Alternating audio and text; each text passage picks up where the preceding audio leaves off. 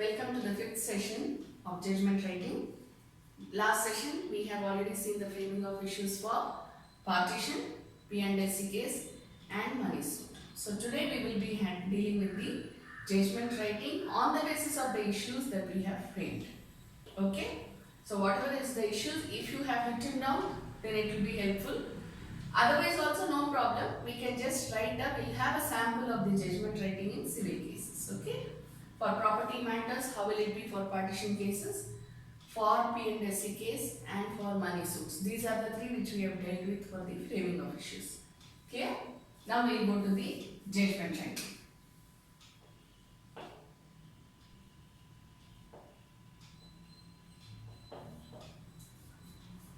Judgment writing, the first page of the judgment will have the name of the court.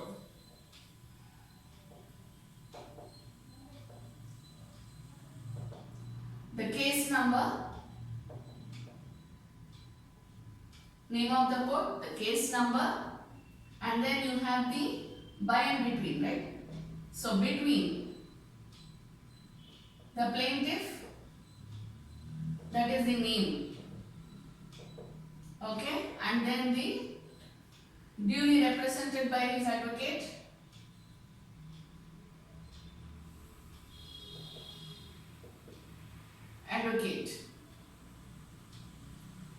and then you have the and part which deals with the defendant, and again duly represented by the advocate. Okay, then we will go to the relief prayed for. When I say relief prayed for, it does not merely say the relief prayed for, it tells the cause of action on which the relief is prayed for. So you have the cause of action here, and you have the date of institution of suits. You have the cause of action, you have the date of institution of suit, and then the relief prayed for.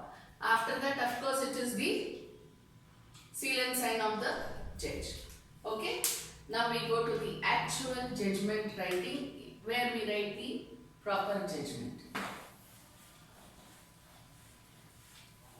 We have already seen the guidelines in the judgment writing.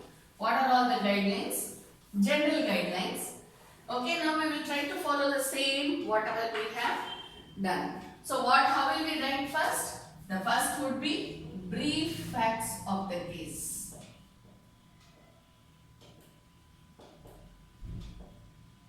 See, when you are writing the judgment, actual judgment, you will not say introduction, and then you will not say, okay, the evidence provided by plaintiff, underline, hyphen, write all that. Evidence provided by the defendant, underline. It's not like that. You approach it in paragraph wise. Okay. So just for you to understand, just for you to revise whatever we have done, I am just telling you this. That's it. Clear? So first you have the brief facts of the case. Now how will you start the brief facts of the case? Once you write the name of the court and all those things, whatever you know, then you write the heading judgment. You have to write, of course, when we are writing about the name of the court, you should also write that this judgment is passed on. Whenever it is pronounced, the judgment is pronounced on this date. Date, month, year. This should be written in the first line. Okay? So this will be the first one in the first page, and then now we go on to the actual judgment, how we write that. It will be detailed, it will be headlined as the judgment. Now after this we start with the brief facts of the case. The plaintiff has instituted a suit on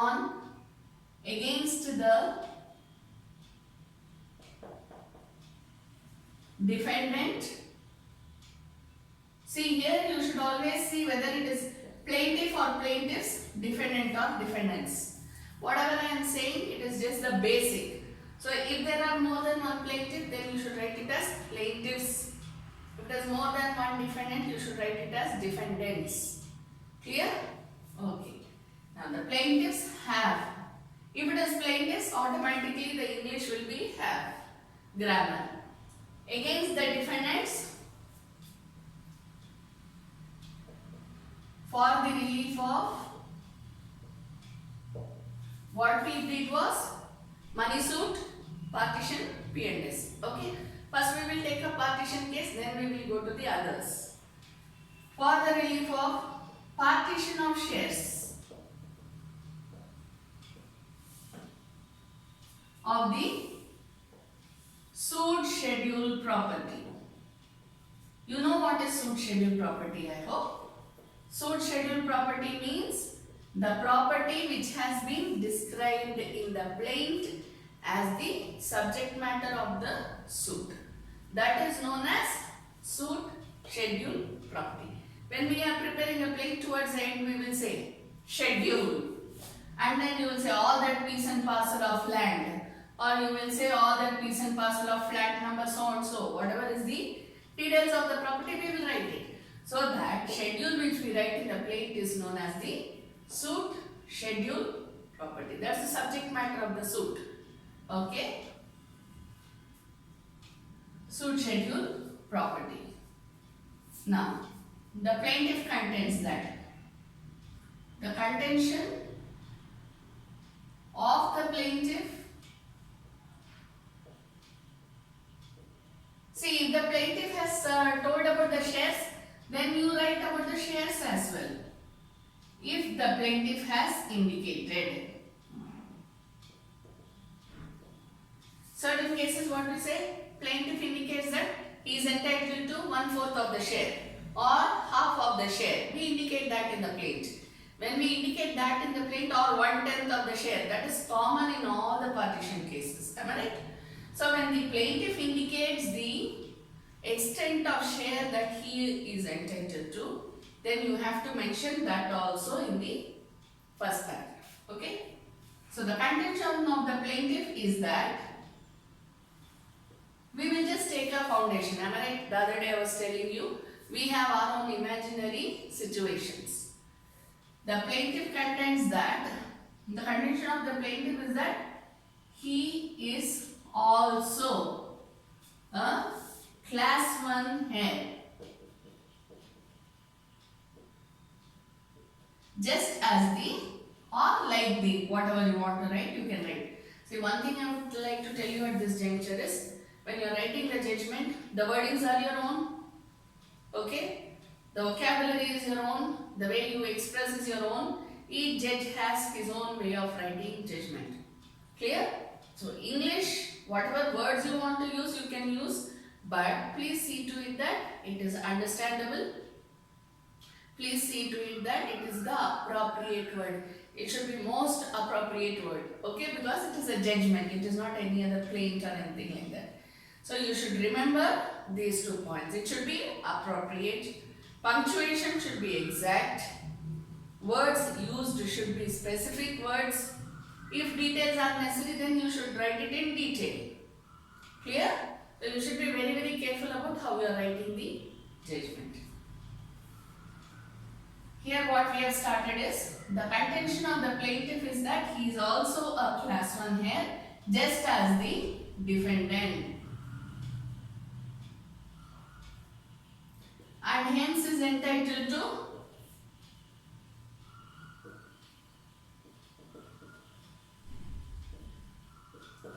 1/2 share in the suit schedule premises.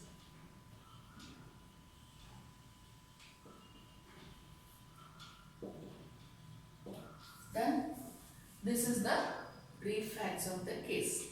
If you want to write further about how he is a class 1 heir, then you can say, here when you are writing class 1 heir, under the Hindu Succession Act.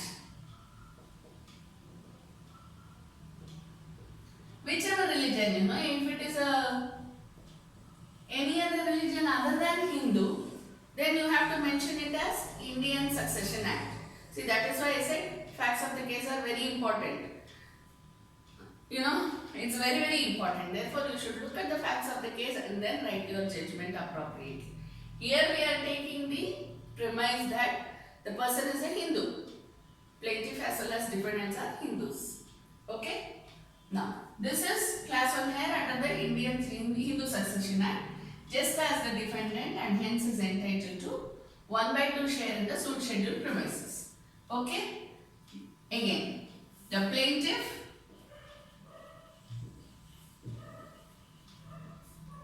contends, or you can say puts forth the contention. Again and again, if you don't want to write the same words, then you can change the way you are writing. Puts forth his contention.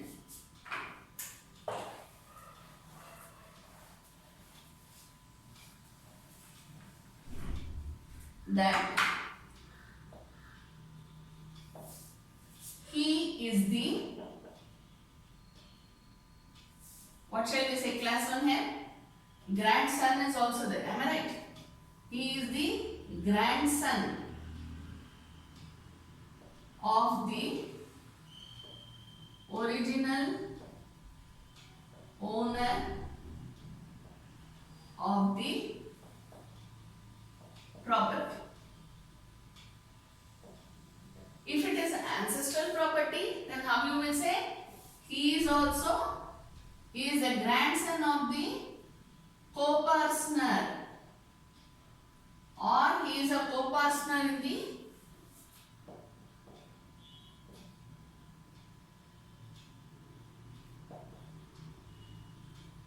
look at the facts of the case and write appropriately. Okay?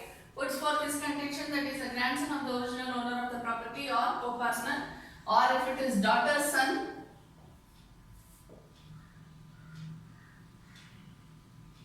whose daughter's son.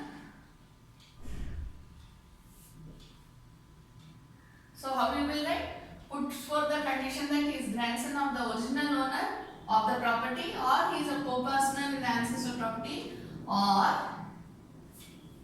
you have to write the grandfather's name here.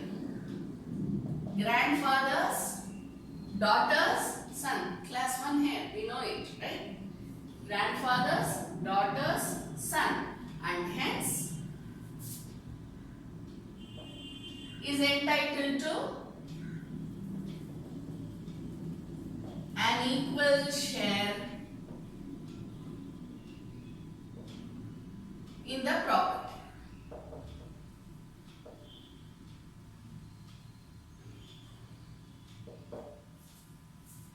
Okay, so these two paragraphs, whatever we have read till now, will be the brief facts of the case. What does it tell you? It tells you the cause of action.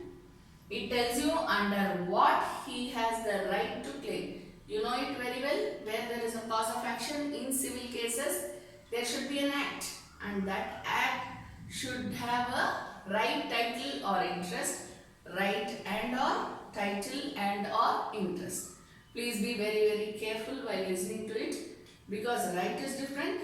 Right, interest, title, they may coexist together in a particular case, or case may be filed only on the basis of interest, or only on the basis of a right, or only on the basis of title, or a combination of all these, or any of them. So you should be very, very careful when you are writing your judgment. When you are reading the facts of the case, you should apply your mind. If you don't, then it will be a problem. Okay? So brief facts of the case. If you have some more details which the plaintiff has given, then you can write all those details. So what will be there? The first paragraph or the first two paragraphs will contain the brief facts of the case. Brief facts of the case will contain the cause of action. It will also contain the premise on which the person is claiming the relief. What is the cause of action? He is a co-partner.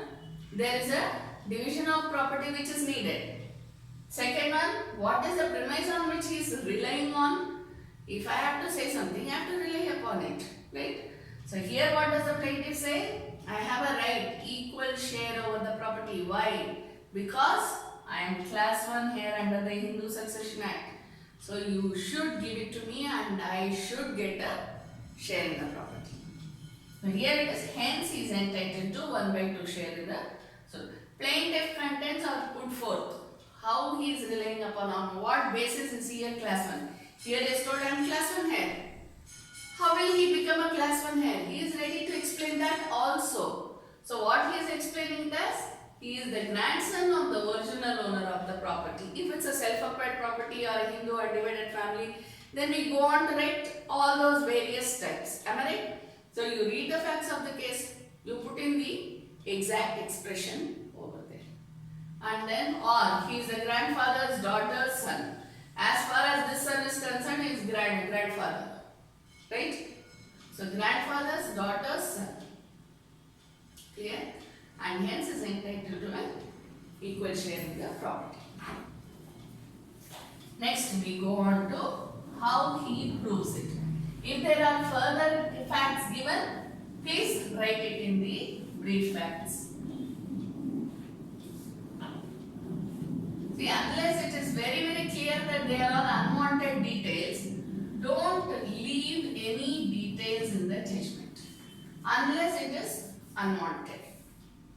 If you feel it is not relevant, if you feel it's just a general statement given in the plaint, then you don't bother to include it at all in the judgment. But otherwise, you should include it in the judgment. Okay? What we are seeing here is only a sample of the judgment that will be given. Apart from this, you have to write whatever is there in the facts of the case provided to you. Okay? Then, the next one, after the brief facts of the case, we have to go on to the observations part.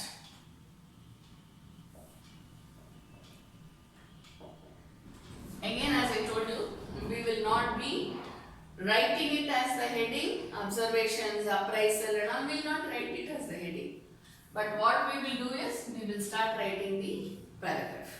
How you will start writing the paragraph? Now here how you will start is, you have to deal with each issue at a time. Clear? So what you will start? The issues.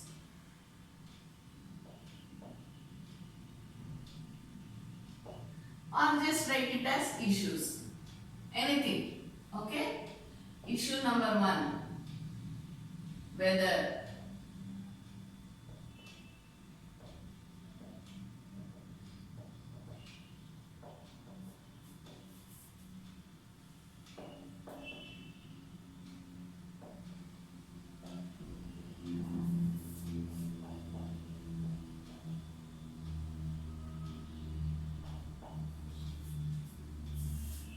I am giving this issue based on today's case. Okay? Whatever we read about the issues in the previous one were a little different, I guess. I don't remember. But you can just go through those issues and then do it according to those issues. I am just giving you a sample here. Okay? Whether the plaintiff is a class 1 here as per Hindu Succession Act. Whenever you are mentioning any act, please refer to the year. Why is it very important? Because you have so many amendment acts. Case may have been filed somewhere, say probably in 1970s, and then it may come on to hearing now. I am just giving you an example, it doesn't happen. I am just giving you an example, okay? Or maybe there has already been a judgment and now it has to be revised due to some other, there's a need for it. Already there has been a partition deed as per a case, but you being the grandson or granddaughter of the other person has not been given any share by the others. So you can ask for the share. Okay? So there are so many things like that, you know. Unborn children also shall be included in the sharing. Am I right? While partition is going on, if there is an unborn child in the womb of the mother, such a person, such a entity will also get the share. Okay? So So in that case, you can file a case. So it depends upon the facts of the case. As always, that's the only thing that I tell everybody, because facts of the case are the main thing on which you base the judgment. Okay? So whether the plaintiff is a class 1 heir as per Hindu Succession Act. Suppose this is the first issue that you have framed. You put a hyphen there. The contention, this is the answer, okay? But you will not write it as answer or anything like that. You will approach it. That's it. The contention of the plaintiff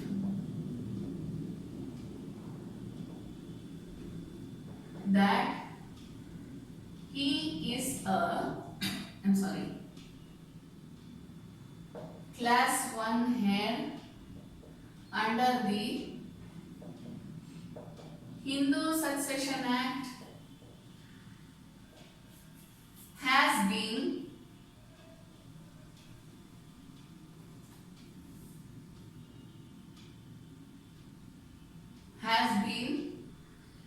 proved sufficiently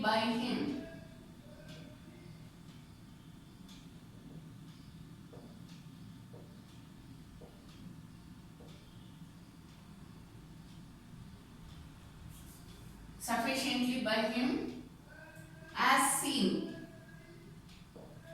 in the P1, that is plaintiff evidence. Okay, P1. So how you will write? You will not write it directly as P1. How will you write? As seen in the, say, family tree certificate or legal hair certificate. Legal hair certificate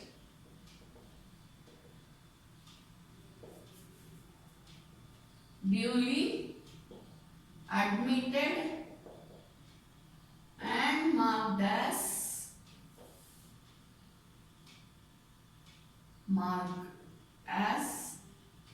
exhibit P1.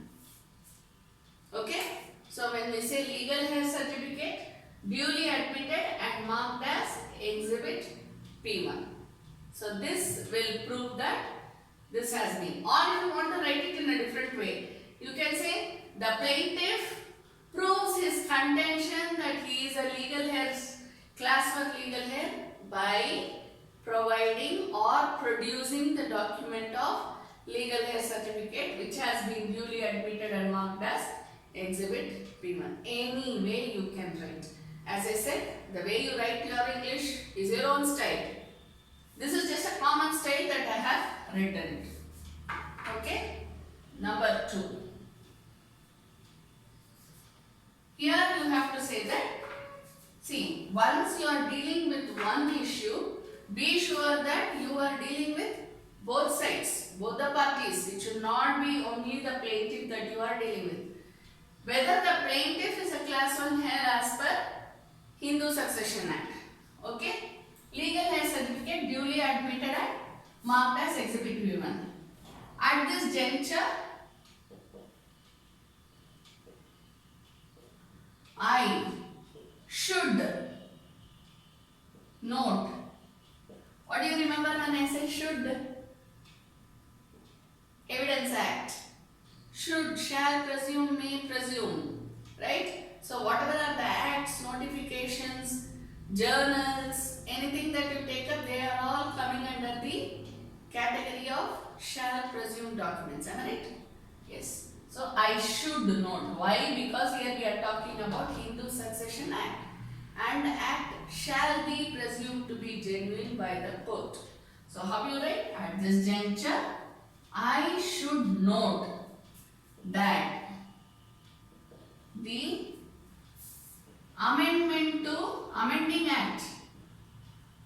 amending act of Hindu Succession Act, that is, or namely, Hindu Succession Amending Act 2005, right, gives equal share to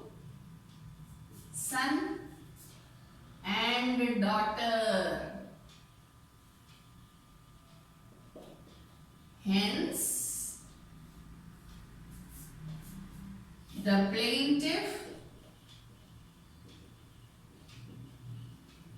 being the daughter's son appears. Don't say comes, okay? Come is it gives a different meaning. So don't say comes. Because while speaking we have lots of all these common terms coming into our while we speak, coming into our mouth when we speak, okay? So please don't write it as comes in your judgment.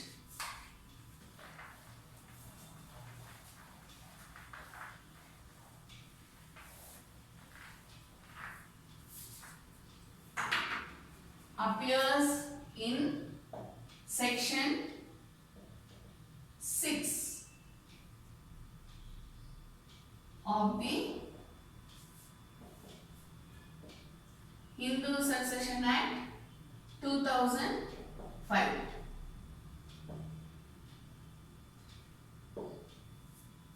Okay, daughter and son have equal share as per the amending Act, Hindu Succession Act. Hence, the plaintiff being the daughter's son appears in section 6. Section 6 tells about, don't say section 6 over here, because section 6 comes for the daughter and the son. Appears under the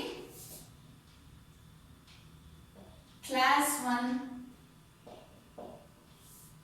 category of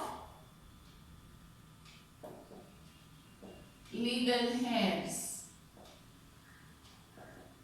by virtue of the section 6 of Hindu Succession Act 2005, including the daughter as an equal co-partner, irrespective of whether